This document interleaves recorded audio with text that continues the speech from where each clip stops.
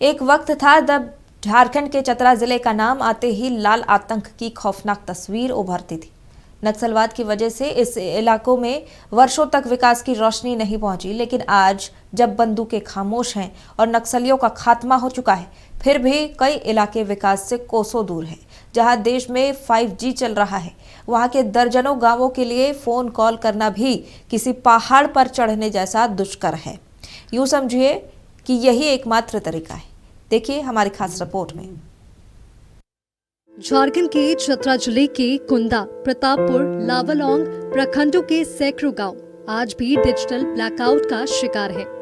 इन गांव में mobile phone केवल एक खिलौना बनकर रह गया है।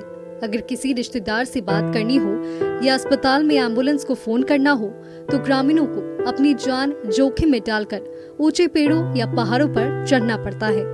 मोबाइल से सिग्नल पाने के लिए लोग घंटों ऊंचाई पर खड़े होकर हवा में फोन लहराते रहते हैं।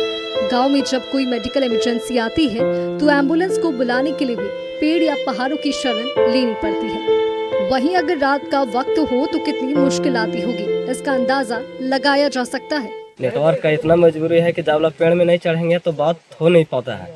इसके कारण अगर पहाड़ में भी जाएंगे तो भी दूरी है, 1 किलोमीटर जाएंगे, पहाड़ में चढ़ेंगे तभी जाकर बात होता है। इसीलिए कि जब नज़दीकी में है कुछ पेड़ वहाँ पे चढ़ते हैं तो बात हो पाता है।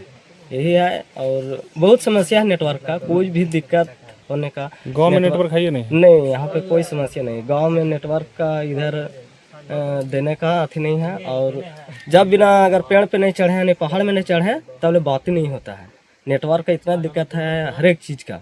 नेटवर्क की ये समस्या सिर्फ लोगों के संपर्क साधन से ही नहीं जुड़ी है, बल्कि इसने शिक्षा व्यवस्था को भी पंगु कर दिया है। प्रतापपुर के बामी गांव में स्थित राजकीय मध्य विद्यालय में डिजिटल क्लास की सुविधा पूरी तरह से ठप पड़ी है। यहाँ तक कि शिक्षक को अपनी ऑनलाइन हाजिरी लगाने के लिए किसी ऊंचे पहाड़ पर जाना पड़ता है।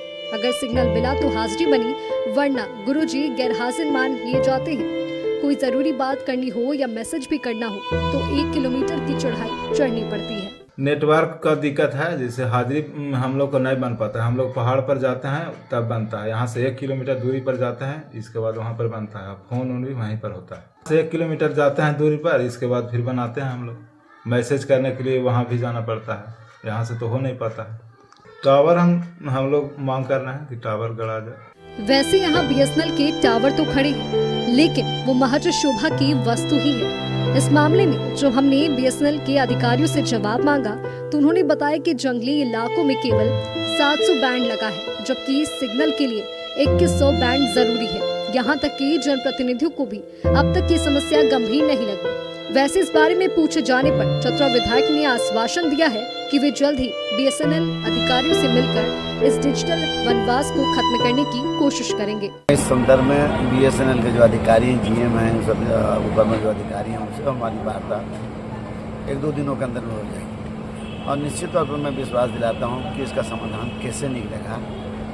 बहुत चिंता का विषय है कि भाई अभी भी एम्बुलेंस के लिए वो लोग कॉल करना चाहता है तो कोई पहाड़ी पर चढ़ता है, रात में सांप भी जंगली जानवर भी उसको काट सकता है। तो ये बहुत दुखद बात है।